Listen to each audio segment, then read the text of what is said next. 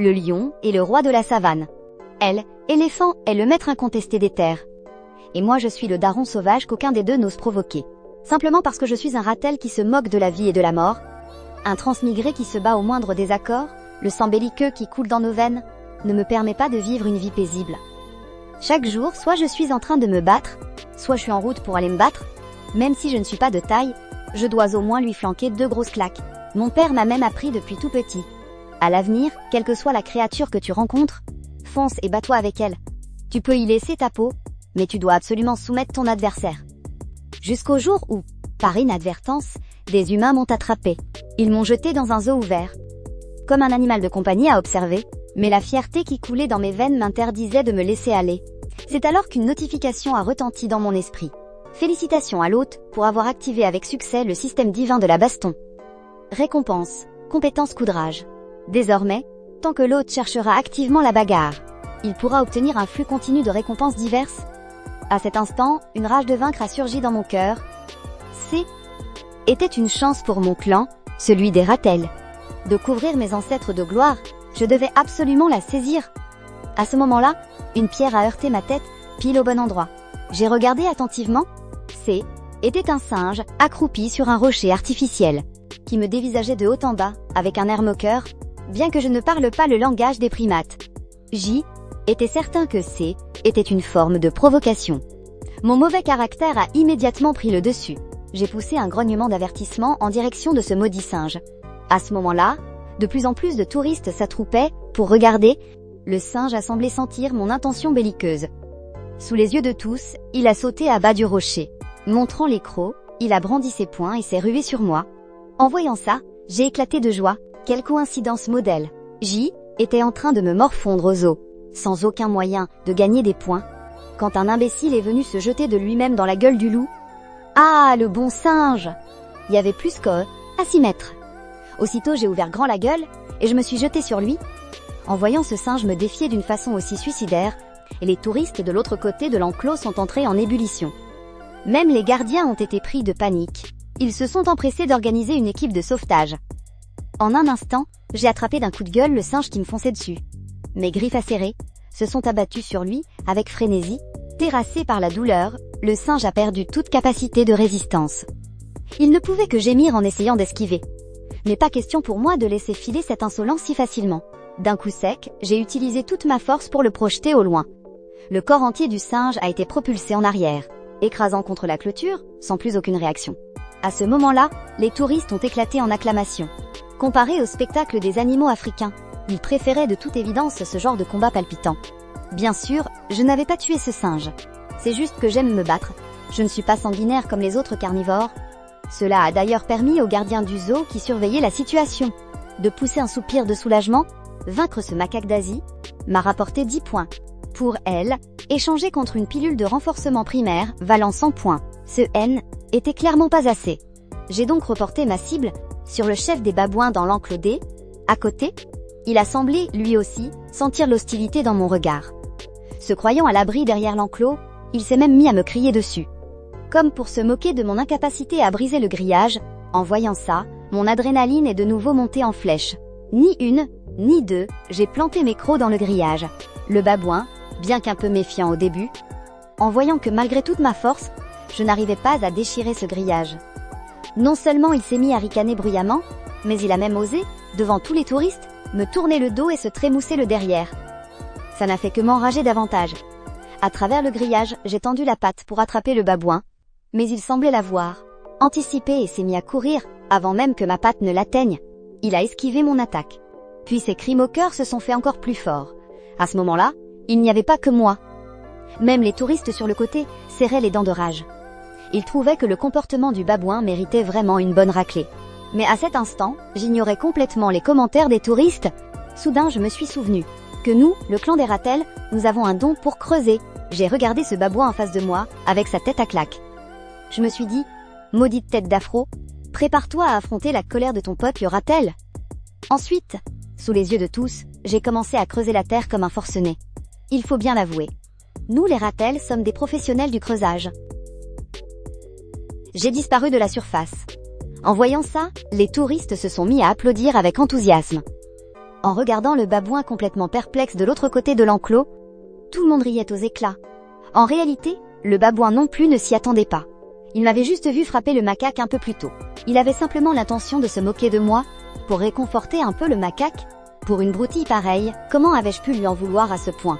Au point de creuser un tunnel exprès pour venir lui régler son compte. Était totalement démesuré.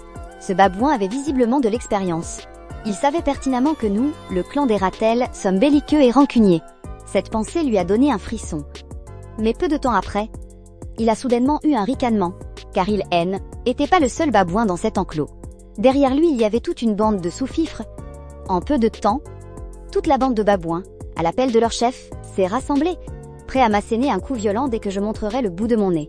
Cependant, les touristes de l'autre côté de la clôture ne pouvaient s'empêcher d'afficher une mine inquiète, eux qui pensaient assister à la revanche du petit Ratel. Ce qu'ils ne savaient pas, c'est que Ja était sur le point de mourir avant même d'avoir pu faire mes preuves. Il y avait même des enfants qui commençaient à chercher l'aide des soigneurs. Mais les gens avaient beau essayer d'effrayer les babouins. Maintenant qu'ils formaient un grand groupe, ils ne reculaient pas, même face aux soigneurs, et à leurs réprimandes, ils ne cessaient de pousser des grognements d'avertissement.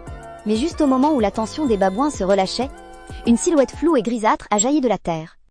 L'instant d'après, tout est devenu noir pour le chef des babouins. Et une douleur fulgurante lui a transpercé le visage. Les babouins sont des animaux grégaires. Alors même dans la savane africaine, il ne faut absolument pas les sous-estimer. À ce moment-là, je me retrouvais seule face à des dizaines de babouins. Dire que je n'avais pas la trouille serait un pur mensonge, mais les touristes, tout excités autour de moi, ne voyaient rien de ma tension actuelle et continuaient de faire éloge de mon courage. Le chef des babouins, qui venait de prendre mon coup de pied, se tenait la tête. Soudainement fou de rage, il se demandait comment il allait pouvoir garder la face dans le monde des babouins. Qu'allait penser la petite Sing Sing de l'enclos de gauche? Et comment gérer sa relation avec la grande singe de l'enclos de droite? Au cri de rage du chef des babouins, ses sbires, les autres babouins, se sont rués sur moi en nuée. Même si les sbires me craignaient un peu, ils n'osaient pas désobéir aux ordres de leur chef. Et puis, après tout, ils étaient bien plus nombreux. Une seule morsure chacun, et c'en était fini de moi. Alors ils n'eurent plus peur. En voyant ça, je suis restée de marbre en apparence. Mais en réalité, je paniquais à mort. J'aime me battre. Mais ça ne veut pas dire que je suis idiot. Dans la situation présente, était impossible de tous les éliminer d'un seul coup. Visiblement, il fallait que je m'attaque au chef d'abord. Une lueur glaciale a alors brillé dans mon regard. Je me suis jetée sur le chef des babouins. Et j'ai directement lancé une attaque enragée. Instantanément, j'ai senti une force immense envahir tout mon corps. J'ai levé la main et je l'ai abattu sur le chef des babouins. Puis, on entendit que le claquement d'une gifle. Le chef des babouins fut instantanément projeté au loin. Face à cette scène, les visiteurs étaient abasourdis. Était-ce là la véritable force du Ratel? Ou bien ce Ratel-ci était-il exceptionnellement doué? Apparemment, ils avaient la chance d'assister à une scène aussi légendaire aux zoo aujourd'hui. Ensuite, les visiteurs ont applaudi ma bravoure à tout rompre. Cependant, en voyant leur chef se faire envoyer valser, les sbires babouins, qui avaient péniblement rassemblé leur courage pour foncer sur moi, se sont à nouveau dégonflés. Ils se sont tous mis à crier et à s'enfuir en se dispersant. Voyant cela, j'avais d'abord l'intention d'épargner cette bande de genoux. Mais pour avoir vaincu leur chef, le système ne m'avait donné que 20 points. Ça m'a mis dans une colère noire. De toute façon, en frapper un, ou en frapper toute une bande, ça revient au même. En pensant à cela, je me suis instantanément lancée à la poursuite des babouins, qui s'enfuyaient dans tous les sens. En me voyant faire, la troupe de babouins a été encore plus prise de panique. Ils ne s'attendaient pas à ce qu'une terreur comme moi se lance à leur poursuite. Chacun priait pour ne pas être ma première cible. Puis, ils se sont mis à crier en fuyant encore plus vite. Une demi-heure plus tard. Épuisée, j'ai arrêté de pourchasser les derniers babouins. Et j'ai reporté mon attention sur leur chef grièvement blessé. Cette fois, le chef des babouins était mort de peur. Il s'est empressé de se prosterner sur ses 4 membres en signe de soumission. Face à un animal qui n'a plus aucune envie de se battre, je ne ressens naturellement plus aucun intérêt. J'ai donc fait demi-tour et je me suis dirigée vers mon propre enclos. En passant devant la rocaille, les macaques qui y étaient perchés ont sauté à terre en vitesse, se mettant à crier dans ma direction. Leurs cris avaient une pointe de flagornerie. Désormais, les primates des 2 enclos étaient soumis. Si je voulais continuer à gagner des points, je devais partir à la conquête des autres enclos. Enchaîner 2 combats d'affilée m'a tout de même coûté pas mal d'énergie.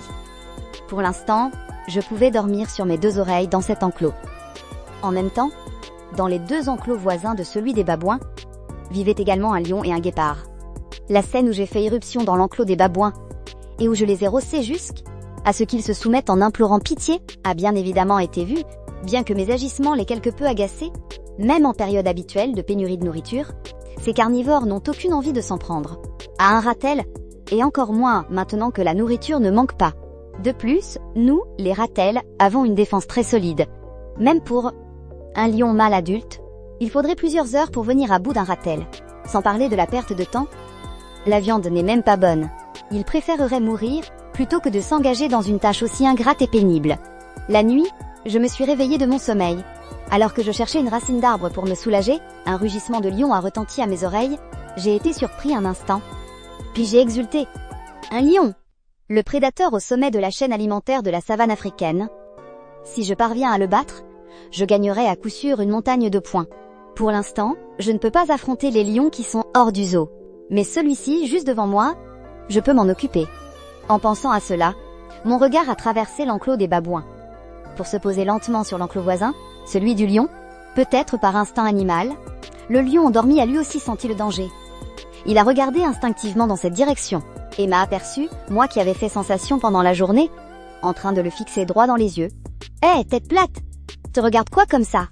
Continue de me fixer, et tu vas voir si je ne te dévore pas tout cru. » Cependant, je ne comprenais absolument rien à ce que disait le lion. Mais à son attitude, je pouvais deviner 70 à 80% de ses intentions. Cela m'a immédiatement amusé. J'aurais mieux fait de ne pas rire. Ce rire a instantanément glacé le sang du lion. Voyant que le lion et moi commencions à nous faire face, derrière moi, la troupe de babouins recommença à s'agiter. Leur chef ayant été vaincu, la troupe me gardait une rancune tenace. En me voyant maintenant oser tenir tête à un lion, ils se mirent tous à me hurler dessus avec fureur. Quelques babouins particulièrement stupides osèrent même me jeter des pierres. Affronter un lion en duel haine était pas nouveau pour moi, mais cette bande de lâches qui ne sont courageux qu'en groupe commençait sérieusement à m'énerver. Leur ancien chef était maintenant gravement blessé. Et le nouveau chef avait un besoin urgent de prouver sa position de leader au sein de la troupe. Il a donc décidé de me prendre pour cible. En voyant ça, mon adrénaline a grimpé en flèche.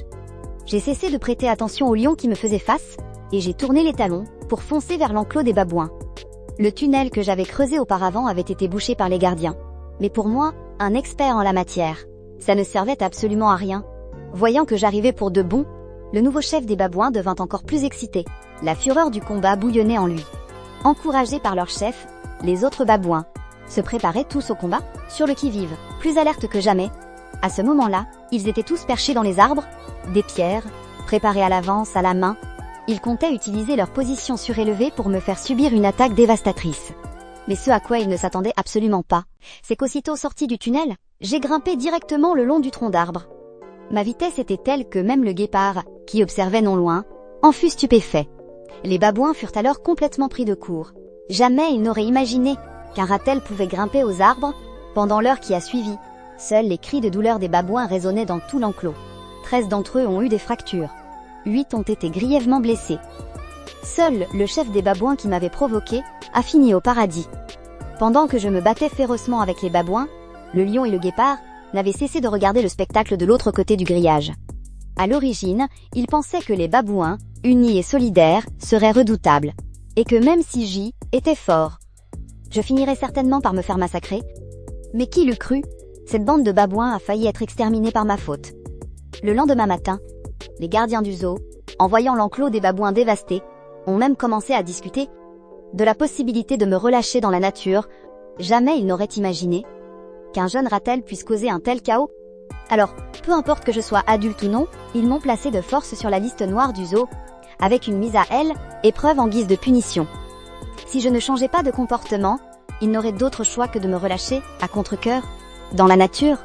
Mais était exactement ce que je voulais, car la savane africaine, voilà mon véritable champ de bataille.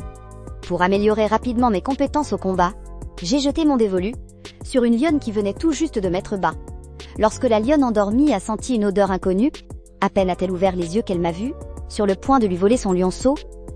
Voyant cela, la reine de la savane, folle de rage, s'est jetée sur moi, face à celui qui osait s'en prendre à son petit. La lionne n'a montré aucune pitié. Cette attaque a été menée de toutes ses forces. Je n'ai donc pas choisi de l'affronter directement, j'ai plutôt utilisé mon avantage de vitesse pour esquiver l'assaut. Cette lionne venait d'accoucher. Elle était donc affaiblie. La meilleure façon de la vaincre était de, elle, épuiser. Quelques minutes plus tard, la vitesse de poursuite de la lionne avait nettement ralenti, mais portée par sa colère, et bien qu'elle se sente épuisée, elle n'avait aucune intention d'abandonner la chasse. Après plusieurs passes d'armes, la lionne était au bord de la folie. Elle a alors basculé son corps en arrière. Et, telle une flèche acérée, a lancé une contre-attaque désespérée. À l'instant même où j'ai vu la lionne bondir, j'ai su que mon heure était venue. Cette fois, je n'ai pas fui. Au contraire, j'ai contre-attaqué. Me retournant, j'ai visé le sommet de son crâne. Et je lui ai directement envoyé une gifle. Ma force colossale a fait reculer la lionne sans qu'elle puisse s'arrêter. Mais comme on dit, même un géant à terre reste un géant. Une lionne, aussi faible soit-elle, reste la reine de la savane. Comment pourrait-elle se faire écraser par un simple jeune ratel? La lionne s'est dégagée de mes griffes et a de nouveau bondi dans les airs pour se jeter sur moi. Voyant que l'offensive de la lionne avait perdu de sa vigueur, je me suis jetée sur elle sans la moindre crainte. Au milieu de rugissements féroces, quand le gardien est revenu en courant, il a découvert que la lionne s'enfuyait pitoyablement, en boitillant, tandis que moi, tel un vainqueur, je m'acharnais à mordre la queue de la lionne. Peu de temps après, la lionne, finalement à bout de force, s'est effondrée au sol, haletant bruyamment. Ses gémissements plaintifs semblaient m'implorer pitié. J'ai baissé les yeux pour regarder la lionne vaincue. Mais j'ai remarqué que le système tardait à m'attribuer les points en récompense. Cela ne pouvait signifier qu'une chose. La lionne en face de moi était soumise en apparence, mais pas dans son cœur. Alors, après une courte pause, je me suis de nouveau ruée sur la lionne. Sous son regard à la fois choqué et sans voix, je lui ai infligé une autre correction d'une brutalité inouïe. À ce moment-là, les babouins et le guépard qui observaient le spectacle sur les côtés sont restés complètement bouche bée. Le roi de la savane, en train de se faire tabasser au sol par un simple ratel. Se demandaient-ils s'ils avaient la berlue? Félicitations à l'hôte pour avoir vaincu la lionne d'Afrique. Récompense, 200 points. En entendant cela, j'ai été submergée de joie. Je n'aurais jamais pensé que cette lionne couverte de bleu serait aussi résistante. Et en plus qu'elle valait 200 points! Ce combat en valait vraiment la peine. Maintenant que les points étaient en poche, je n'ai pas continué à tourmenter la lionne, puis, avec une démarche de petit caïd, je me suis dirigée vers l'entrée de mon terrier. Mais ce à quoi je ne m'attendais absolument pas, c'est que, à peine allongée pour me reposer, j'ai alors vu 2 lionceaux s'extirper eux aussi de l'entrée d'une tanière. Ils voulaient à tout prix grimper sur moi pour chercher à téter. Aujourd'hui, dans ce parc, je suis sans conteste le roi. Non seulement les singes du mont Emei m'obéissent au doigt et à l'œil, mais même la troupe de babouins n'ose pas me défier. Et en plus, je me suis approprié les bébés de la lionne pour en faire mes jouets. Même si la lionne n'est pas d'accord, elle doit le supporter. Car face à la puissance absolue, toute résistance est vaine. Les 2 lionceaux sont extrêmement affectueux avec moi. Leurs rugissements enfantins sont remplis de mécontentement. Ils ont même essayé à plusieurs reprises de se blottir dans mes bras, voulant des câlins et du réconfort, mais enfin je ne suis pas leur père. Comment pourrais-je laisser ces petits se nicher contre moi? Alors, devant la lionne, j'ai envoyé le lionceau valser dans un coin d'un coup de patte. En voyant cette scène, la lionne a senti son cœur remonter dans sa gorge, craignant que, à l'instant d'après, je n'arrache la grosse tête de son petit d'une morsure. À ce moment-là, le plus grand regret de la lionne était de m'avoir offensé. Elle avait toujours entendu dire que les ratels étaient rancuniers. Mais elle n'aurait jamais imaginé que ce soit à ce point. Regardant la lionne qui suppliait amèrement, j'ai simplement dévoilé mes petites canines blanches et immaculées, lui faisant signe que je ne ferais pas de mal au lionceau, mais que ces petits allaient devoir me servir de jouets pendant 2 jours. À ce moment-là, il a sûrement trouvé une ruche. Une idée m'a soudain traversé l'esprit. J'ai directement ouvert la boutique du système et j'ai échangé 2 pilules de renforcement primaire. Alors que je m'apprêtais à les avaler d'un coup, le lionceau à côté de moi m'a enlacé en me regardant avec des yeux suppliants, me faisant comprendre qu'il en voulait une pour lui. J'ai froncé les sourcils et j'ai encore envoyé un coup de pied dans sa petite tête. Ces pilules, je les ai obtenues en me donnant du mal à tabasser ta mère. Et toi, petit morveux à peine sevré, tu veux déjà ta part du gâteau? Tu peux toujours rêver. Ensuite, j'ai ouvert grand la bouche. Sous le regard avide du petit lion, j'ai avalé la pilule d'un seul coup, puis, avec un grand crack, j'ai brisé les barreaux de la cage avec mes dents, et j'ai suivi le petit ratel pour m'enfuir du parc. Gourmand comme je suis, j'ai suivi le petit ratel dans sa course effrénée. On a vite traversé la prairie du parc, pour arriver dans une jungle. À ce moment-là, Une douce odeur de miel s'est répandue dans l'air. L'eau m'en est venue à la bouche. Alors, j'ai piqué un sprint en direction de la ruche, au loin. Mais au moment où je m'apprêtais à me régaler tranquillement, une créature aux pattes courtes et trapues a soudain surgi des buissons. Un animal tout couvert de piquants. Était un porc épic. À l'instant où je l'ai vu, mes yeux se sont mis à briller. À en juger par sa taille, ça devait être un adulte. Si j'arrive à le battre, je gagnerai sans aucun doute 1 tonne de points. À cette pensée, une rage de vaincre m'a envahi. Au même moment, le porc épic, qui fouillait la terre d'un air joyeux, a lentement levé la tête vers moi. Instinctivement, il s'est mis en position de défense. Tous ses piquants se sont hérissés. On aurait dit qu'il était prêt à m'attaquer d'une seconde à l'autre.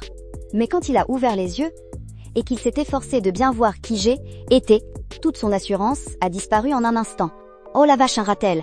Depuis quand il y a un ratel dans ce zoo? Les petits yeux du porc épic étaient pleins de stupeur.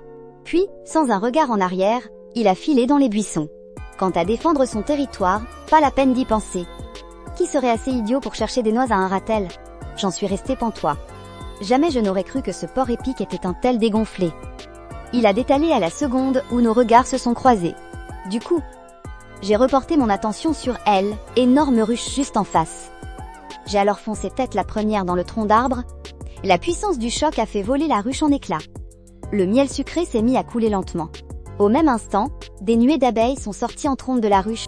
Mais en voyant ça, non seulement je n'ai pas fui, mais au contraire, je me suis jetée sur le miel par terre pour m'en régaler. Car les attaques des abeilles, pour moi, étaient comme une simple démangeaison, une fois bien repue. Le petit Mélina m'a aussi remercié avec des petits dadada. Mais comment voulez-vous que je comprenne son charabia? Je trouvais ça juste très bruyant. Les abeilles qui sont mortes tout à l'heure en essayant de m'avoir m'ont rapporté un total de 60 points. Ce genre de bon plan où il suffit de se goinfrer pour monter de niveau, pour moi, plus il y en a, mieux c'est. Alors que je m'apprêtais à rentrer me reposer, le porc épic, qui était enfui avant, a refait surface en chargeant. Il poussait des grognements sourds dans ma direction. Le regard plein de provocation. On aurait dit qu'il mourait d'envie de se battre avec moi sur le champ. En voyant ça, j'étais complètement sidérée. C'est quoi ce délire? Ce trouillard ose me provoquer? Tout à l'heure, quand j'avais le ventre vide, tu n'as pas osé te battre. Maintenant que j'ai bien mangé, te voilà qui rapplique. Faut croire que j'ai été trop gentil avec toi, c'est ça? En réalité, le porc épic avait l'intention de filer directement. Mais après m'avoir observé en cachette pendant un moment, et avoir vu que non seulement j'ignorais les attaques des abeilles, mais que je permettais même au faible petit Mélina de prendre aussi sa part du gâteau, il a changé d'avis. Il a eu l'impression que j'étais un blaireau faible et facile à intimider. Alors, avec cette idée immature en tête, il n'a pas pu s'empêcher de charger. Il a changé d'avis. Il a eu l'impression que j'étais un blaireau faible et facile à intimider. Alors, avec cette idée immature en tête, il n'a pas pu s'empêcher de charger. En voyant son regard plein de mépris, la colère m'est montée d'un coup. Petit porc épic, tu cherches la mort. Alors je vais te l'offrir. Sur ce, j'ai poussé un rugissement de fureur, et j'ai foncé sur lui, en agitant mes 4 pattes. Au même moment, les caméras de surveillance du parc montrant comment j'intimidais le lionceau et rongeais le grillage métallique avaient tout enregistré. Et en plus, c'est diffusé en direct dans tout le pays. Du coup, les spectateurs du direct ont commencé à s'agiter, même si ce n'est qu'un ratel. C'est beaucoup trop absurde. Ce petit ratel est désormais mon idole. C'est sans aucun doute le boss du zoo. Même un éléphant ne ferait pas le poids face à lui. En voyant ces commentaires déchaînés défiler sur écran, les gardiens étaient sans voix. À l'origine, ils comptaient me relâcher dans la nature. Mais voilà que ma valeur commerciale a explosé, cela les a donc convaincus de repousser temporairement ma libération. À condition, bien sûr, que je ne cause plus de problème. Mais alors que les employés s'apprêtaient à réparer la clôture que j'avais détruite, ils aperçurent un animal couvert de piquants s'approcher lentement. C'est un porc épic, ça n'y ressemble pas vraiment. Alan, le gardien, secoua la tête. Alors que la créature se rapprochait de la salle de contrôle, tout le monde s'est exclamé de surprise. C'est le petit ratel qui est de retour. Et il tient un porc épic dans sa gueule.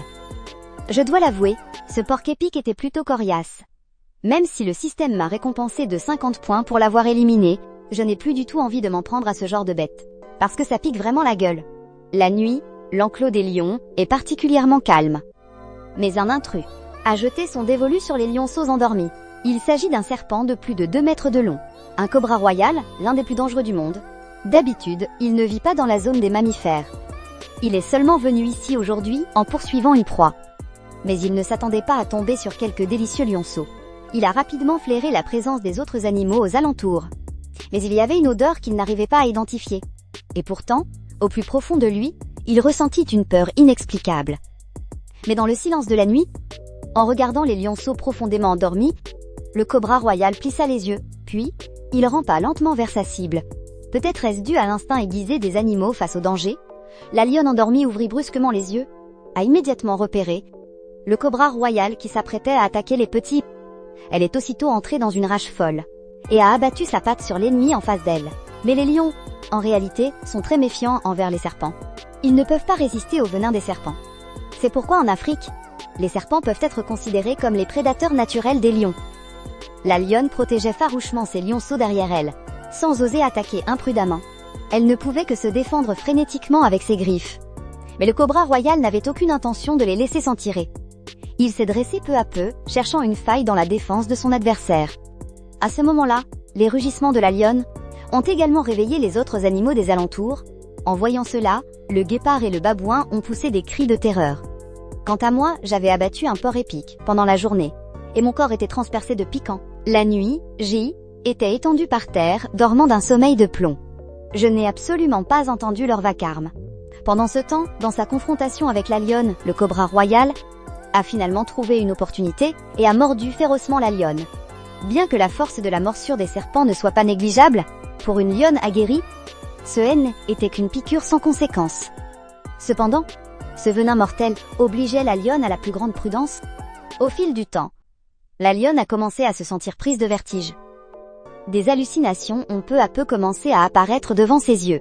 Elle savait alors que si cela continuait, la vie de ses lionceaux serait en grand danger. Alors, rassemblant ses dernières forces, elle s'est jetée avec fureur sur le cobra royal. Profitant de cette ouverture, elle a immédiatement fait sortir les lionceaux de la cage en fer, pour qu'ils cherchent ma protection, mais le cobra royal semblait avoir deviné les intentions de la lionne. Il n'a cessé de s'esquiver dans tous les sens. Pour épuiser les forces de la lionne, peu à peu, les pas de la lionne sont devenus de plus en plus chancelants. Finalement, sa vue s'est brouillée, et elle s'est effondrée au sol, et le cobra royal a également jeté son dévolu sur plusieurs lionceaux qui tentaient de s'enfuir. Voyant le cobra royal s'approcher de plus en plus, les lionceaux se sont mis à trembler de peur. Ils se sont rués vers mon enclos. Des lions qui, étaient même pas encore sevrés. Comment aurait-il pu distancer un cobra royal de 2 mètres de long? En un clin d'œil, la distance entre eux était à portée d'attaque. Mais juste à ce moment critique, une silhouette blanche argentée a surgi de nulle part. Un grand crack a retenti. D'un coup de patte, j'ai frappé le cobra royal en plein sur le crâne. Ce coup, qui semblait anodin, a pourtant bien failli l'envoyer 6 pieds sous terre. Le cobra royal secoua sa tête étourdie, puis la releva lentement pour regarder. Et ce simple regard lui glaça le sang. Lui, un animal à sang-froid, a pourtant failli éclater en sanglots. Merde, un ratel! Depuis quand y a-t-il un ratel dans ce zoo? Il faut savoir que, peu importe le type de serpent, le seul animal terrestre qu'ils craignent, c'est le ratel. Car contrairement aux grands prédateurs comme les lions ou les hyènes, le ratel, bien que de petite taille, est naturellement immunisé contre le venin. Et une fois adulte, il fait même des serpents son plat de prédilection. Heureusement, celui qui se tenait devant lui, était qu'un jeune. Il ne devrait pas être trop difficile à gérer. Le cobra royal tentait de se rassurer. Il a alors dressé sa tête bien haut et s'est élancé vers moi comme une flèche. En voyant ça, non seulement je n'ai pas eu peur, mais j'ai même esquissé un sourire moqueur. Je ne m'attendais pas à ce qu'on me livre un repas au réveil. Je me suis étirée, puis j'ai soudain sorti mes griffes acérées, et je me suis jetée sur le cobra royal. Notre combat fut d'une grande simplicité. Pas de technique tapale, ni de course-poursuite interminable. On s'est enroulé l'un autour de l'autre. On se déchiquetait mutuellement. Le cobra royal pensait que son étreinte pouvait, même, étouffer. Mais était sans compter sur la résistance de mon corps, qui dépassait de loin son imagination, à tel point que ses crocs étaient incapables de percer ma peau. Sans parler de son venin, sa plus grande fierté. Mais pour moi, était tout l'inverse. J'ai agrippé son corps robuste entre mes pattes, et j'ai commencé à le mordre, avec acharnement. Le goût était excellent. On aurait dit un énorme saucisson épicé. Peu à peu, l'étreinte du cobra royal s'est relâchée. Ses yeux étaient devenus ternes et sans vie. Finalement, plein de rancœur, il s'est écroulé. En voyant cela, dans l'enclos à côté. Les babouins me regardaient avec des yeux pleins d'admiration. Ils se sont mis à m'acclamer en pleine nuit. À cet instant, à leurs yeux, était sans aucun doute devenu leur leader incontesté. La lionne était gravement blessée. Mais heureusement, les soigneurs sont intervenus à temps. Ils ont réussi à lui sauver la vie de justesse. Désormais, plus personne dans ce zoo ne pouvait rivaliser avec moi. Je ne pouvais plus gagner de points en restant ici. C'est pourquoi j'ai pris la ferme décision de retourner dans la savane. Pendant les 3 jours suivants, j'ai veillé sur les lionceaux de la lionne blessée. Une fois qu'elle a été guérie, j'ai brisé le grillage d'un coup de croc et j'ai marché d'un pas décidé vers la sortie du zoo. En voyant cela, les autres animaux du parc ont deviné mes intentions. Ils sont tous devenus étonnamment calmes. Agrippés à leur grillage, ils m'offraient un adieu silencieux. Cependant, la scène a été entièrement filmée par les caméras. Et elle était diffusée en direct. Les gens étaient stupéfaits par mon leadership auprès de différentes espèces. Cela dépassait tout ce que les experts du domaine pouvaient concevoir. Quelques jours plus tard, je me prélassais au sol. J était déjà loin du zoo. Mais là où je suis en ce moment, je me trouve toujours en bordure de la savane africaine. Il n'y a pas beaucoup d'animaux sauvages par ici. Sur ma route, je n'ai rien croisé qui vaille la peine de m'y attaquer. Soudain, un cri perçant a retenti au-dessus de ma tête. Je n'ai pas pu m'empêcher de sursauter. Ce son M était très familier. J'ai levé la tête et j'ai regardé. C était le petit indicateur qui m'avait aidé à trouver la ruche. Il était lui aussi très content de retrouver un vieil ami. Il s'est mis à gazouiller, comme pour me demander ce que je faisais ici. Mais comment aurais-je pu comprendre son langage d'oiseau? Je me suis donc contentée de poursuivre ma route. En voyant ça, l'indicateur a poussé un autre cri perçant. Il a battu des ailes, se préparant à m'accompagner. Au même moment, au zoo, C, était la panique totale parmi les gardiens. Ils se sont tous précipités pour vérifier la position de la lionne.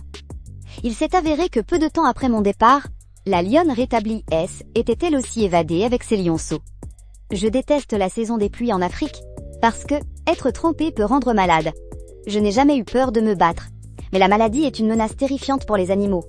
À cet instant, je suis perché sur un arbre pour m'abriter de la pluie. Je sais pertinemment que ce n'est pas prudent, mais plutôt que de finir trempé comme une soupe, je préfère parier sur mes chances de me faire foudroyer. Le petit indicateur est blotti tout contre mon dos. Il est si petit.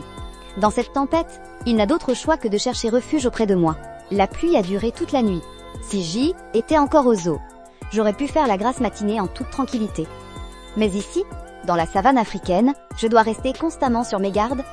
C'est alors que, non loin de là, une lionne blessée est soudainement apparue en courant. Elle était suivie de ses petits. De toute évidence, elle était pourchassée par d'autres carnivores. C'est le genre de choses qui arrivent tous les jours dans la savane africaine. Je suis donc habituée à ce genre de scène. Attendez, pourquoi ces lionceaux me disent-ils quelque chose? En m'approchant, j'ai réalisé, C était bien la lionne que je tourmentais au zoo. Et non loin derrière elle, la suivaient 3 lycaons. Dire que ces bestioles avaient aussi réussi à échapper. Une lionne sans clan est en grand danger par ici. Surtout les lionceaux à ses côtés, ils deviennent facilement la cible d'autres prédateurs. Mais décidément, le destin nous lie, cette famille de lions et moi. Puisque nos chemins se croisent de nouveau, je ne pouvais tout de même pas rester les bras croisés et les regarder se faire tuer. Sur cette pensée, je me suis changée en une silhouette argentée. Et j'ai sauté de l'arbre. Face à mon apparition soudaine, la lionne et les lycaons ont été pris de court. Mais après m'avoir bien regardé, les quelques lionceaux, excités comme des puces, se sont rués frénétiquement dans mes bras, même si je les avais traités comme des jouets par le passé. Après tout, je les avais sauvés des crocs d'un cobra royal. Ces petits me sont donc extrêmement attachés. En me voyant, la lionne a elle aussi poussé un grand soupir de soulagement. Car elle était bien consciente. De ma force, elle savait très bien que même si 10 autres lycaons arrivaient, ils n'auraient aucune chance contre moi. En me voyant si proche des lionceaux, les 3 lycaons étaient complètement abasourdis. Battre en retraite maintenant? Ils ne pouvaient se résoudre à abandonner une proie à portée de croc. Mais s'ils attaquaient, l'adversaire était un ratel et du genre coriace. Depuis leur plus jeune âge, la reine de leur meute leur avait enseigné que tant qu'ils restaient unis, ils pouvaient s'attaquer aux lions et aux guépards sans problème. Mais il y avait une seule créature à ne jamais provoquer, le ratel, car cela attirerait un désastre absolu sur toute la meute. J'ai regardé les petits lions qui s'accrochaient à moi, sans les repousser. Au contraire, j'ai commencé à examiner les 3 bestioles en face de moi. Du haut de l'arbre, je n'avais pas bien vu la scène. Je savais seulement que les lionceaux faisaient face à un prédateur. Ce n'est que maintenant que j'ai réalisé ce qui se tenait devant moi. 3 lycaons, passés maîtres dans la technique cruelle de éviscération. Je peux dire que je déteste profondément ce genre d'animal. Ils sont mondialement connus pour dévorer leurs proies vivantes. C'est aussi pour ça que je n'ai aucune sympathie pour eux. Les 3 chiens de chasse devant moi commençaient à paniquer sous mon regard insistant. Ils voulaient fuir, mais craignaient de perdre la face. Finalement, c'est le plus grand du groupe qui a tenté de me grogner dessus pour me tester. Il pensait sans doute que dans le monde animal, les combats suivaient des règles. On commence par une démonstration de force. Mais il n'avait pas prévu que je n'allais pas tolérer ces sales manières. Je me suis instantanément transformée en un éclair d'argent. Et j'ai foncé. En voyant ça, les 3 chiens de chasse ont été si terrifiés qu'ils en ont perdu le contrôle de leurs entrailles. Ils ont immédiatement tourné la tête et se sont enfuis à toutes jambes. Mais comment aurais-je pu les laisser s'en tirer si facilement? M'aboyer dessus et espérer s'enfuir? J'ai balancé une patte sur le chien qui m'avait grogné dessus. En voyant cela, la lionne a aussi poussé un rugissement de colère et s'est lancée à la poursuite d'un autre chien. Après avoir pris plusieurs pilules de renforcement primaire, ma force a été décuplée avec la puissance d'une frappe enragée. Ma patte a brisé la colonne vertébrale du chien de chasse, le faisant s'effondrer au sol en hurlant de douleur. L'autre chien a voulu sauver son compagnon, mais c'était inutile, car sa puissante mâchoire était incapable de percer ma défense, ceux de sa compagne et moi, d'un simple revers de patte. Je l'ai envoyé voir ses ancêtres. Bien que la lionne blessée ne puisse pas vaincre 3 chiens de chasse, s'occuper d'un seul était en revanche très facile pour elle. Après tout, le titre de roi de la savane n'est pas usurpé. Je regardais au sol le chien à la colonne brisée, hurlant de douleur. Je n'avais pas la moindre pitié. Puis, d'une seule morsure, je lui ai broyé les parties vitales. L'envoyant rejoindre ses 2 autres compagnons, c'est alors que le système a émis une notification. Ayant atteint un score de 9 victoires pour 9 combats, je recevais en récompense une nouvelle compétence. La plongée. Cette compétence me permettrait, pendant un certain temps, de nager sous l'eau, sans aucune entrave, sans avoir à me soucier de la respiration ou de la vitesse. En entendant cela, j'étais fou de joie. Avec cette compétence, mon terrain de chasse peut étendre sous l'eau. Après tout, les bêtes féroces ne se trouvent pas que sur la terre ferme. Je regarde la lionne d'un air hébété, en pensant que je pourrais la rosser n'importe quand et n'importe où. À l'idée de gagner des points, je ne peux m'empêcher de sourire, dévoilant mes petites dents blanches. Mais la lionne, elle, a cru que je lui montrais de l'affection. Du coup, elle s'est mise à me suivre joyeusement. C'est alors que le petit indicateur est revenu en volant. On dirait qu'il a trouvé une nouvelle ruche. Je regarde la carcasse de hyène au sol avec un air de dégoût. J'ai donc emmené la lionne et nous sommes partis. Pour trouver un endroit convenable où nous installer, nous sommes arrivés à un étang pour nous reposer un instant. Mais qui aurait cru qu'une grosse loutre vivait ici? Moi qui pensais qu'en tant que proche parente elle pourrait m'aider à attraper un poisson. Mais non seulement cette petite maligne s'est cachée dans l'eau, mais en plus, elle s'est moquée de ma superbe coiffure. En voyant cette petite loutre si arrogante dans l'eau, la moutarde m'est montée au nez. Alors j'ai plongé la tête la première dans l'eau et j'ai foncé sur elle à toute vitesse. Ma manœuvre a complètement terrifié la loutre. Elle savait seulement que les ratels combattaient bien sur la terre ferme, mais elle n'avait jamais entendu dire que cet animal savait aussi nager. Elle a donc tenté de plonger pour s'enfuir rapidement, voyant que je ne la lâchais pas. Elle était au bord des larmes. Pourtant, non loin de là, 2 crocodiles du Nil se tenaient prêts à bondir. Ils attendaient que la loutre et moi nous épuisions mutuellement, pour surgir et nous achever. Sur la rive, la lionne était très inquiète. Mais elle savait pertinemment qu'elle ne pourrait pas m'aider dans l'eau, même si la loutre est une bonne nageuse. Elle n'en reste pas moins un mammifère. Sous l'eau, elle ne peut tenir que 4 ou 5 minutes tout au plus. Mais moi c'est différent. Grâce au bonus du système, je peux tenir sous l'eau pendant 30 bonnes minutes. Les 2 crocodiles du Nil au fond de l'eau ont également senti que la loutre arrivait à sa limite. Ils ont donc jailli à toute vitesse. L'un d'eux se lançant à la poursuite de la petite loutre, l'autre s'est lancé à ma poursuite. Heureusement, la loutre a été assez rapide pour réagir. Au moment critique, elle a plongé sous l'eau, évitant l'attaque mortelle du crocodile, puis elle s'est retournée pour me regarder. Pendant ce temps, je me suis retrouvée face à l'autre crocodile.